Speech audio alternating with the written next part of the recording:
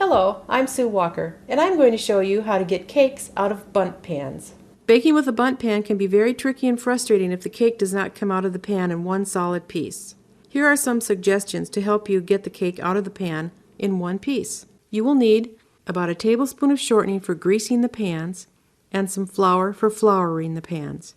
First of all, make sure you grease the bottom of the pan thoroughly. Get the grease into all the nooks and crannies of the pan. Then sprinkle generously with flour and pat it around. Dump out the excess flour. When your cake is done, take it out of the oven and set it on a cooling rack. Let it sit for 10 to 15 minutes. Loosen the sides gently with a knife, making sure not to cut into the cake. Place a plate over the top of the cake.